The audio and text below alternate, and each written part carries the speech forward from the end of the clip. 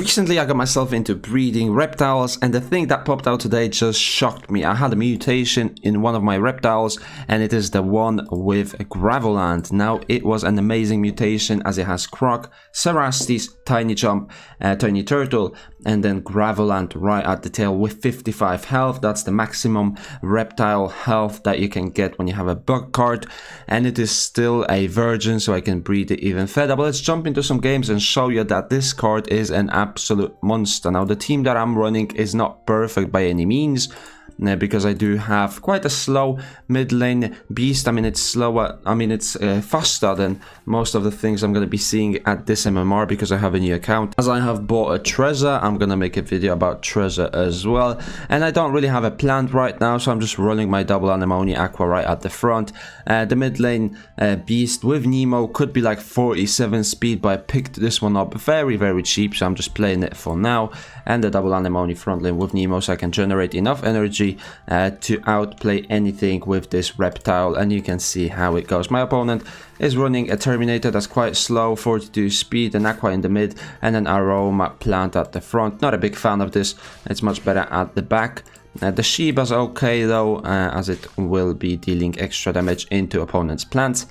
I play a double aqua, double anemone with a piranha, so I can heal up a little bit and also deal nice bit of damage into the opponent's plant, and then I run the dual strike twice so I can get a kill on that plant, and he has no way to heal up with the aroma.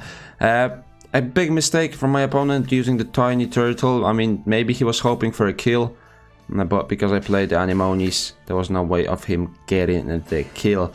Now he is also low on energy. He's gonna get a kill on this aqua, but at what cost, right? He's wasted 2 thornies and a lot of cards from his aqua, and you can see the advantage that I have 4 energy. My opponent has just 2 energy, and I also have a very big card advantage, so I have more outplay possibilities. Now I knew he didn't have much energy, so I still used the cards from my beast so that they don't go to waste, because I know that my Graveland counters the Terminator fully. So as long as I can just break through this aqua using any 4 cards that I have, I will be winning versus this Terminator, and it's not going to be a difficult matchup. And this is where the fun part of this team begins. Now, if you are new to the game, you might not know what Graveland does, but it disables targets melee cards for the next round.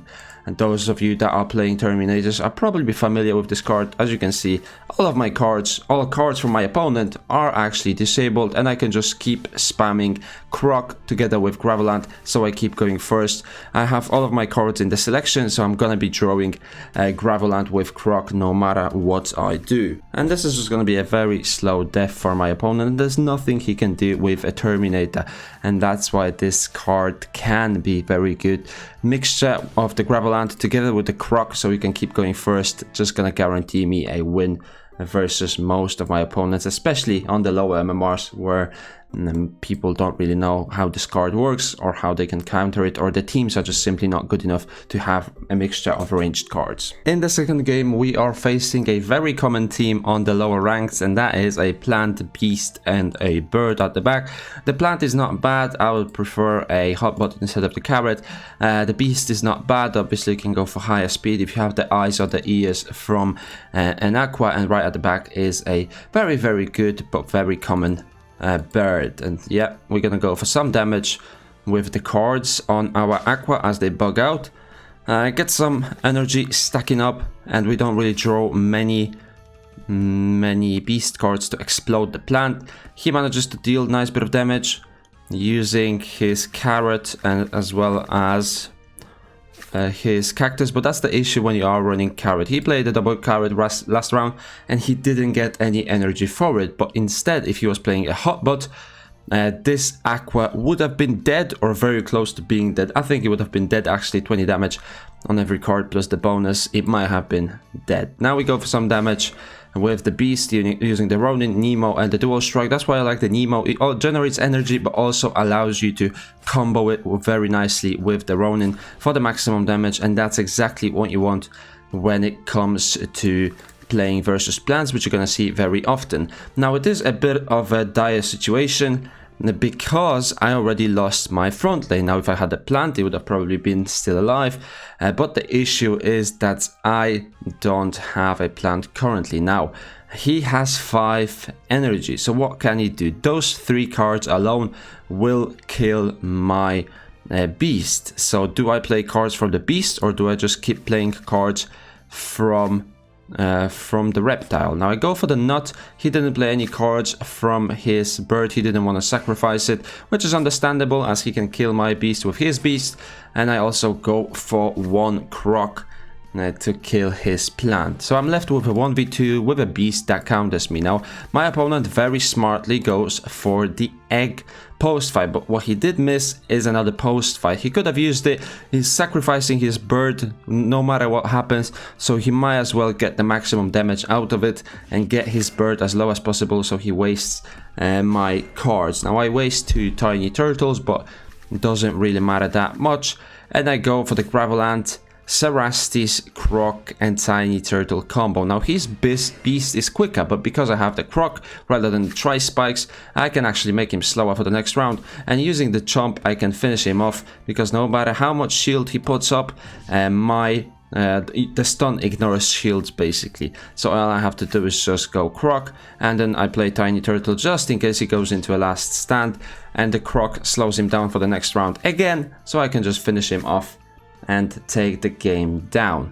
And the reptile that I have bred, looking at the prices right now, it's not cheap. It's not cheap at all. The cheapest one you can get is $570, and it has been bred 5 times. Now there is a couple of other ones. This one has only 49 health. The one I have is 55 health, which is listed right here. Now it has very good genes compared to this one. This has a little bit of a mixture of genes, but my has the risky beast in R1, which can also be a good mutation, and I listed it for 0.24 as it is a virgin, right? All of these 3 have been bred 5 of 3 times. This one is the only virgin, and mine is virgin as well. So there's only 6 available, and if we go to all of the axies ever created with this specific set of cards, there's only 17 of them. So I did get lucky getting this reptile from my breeding process.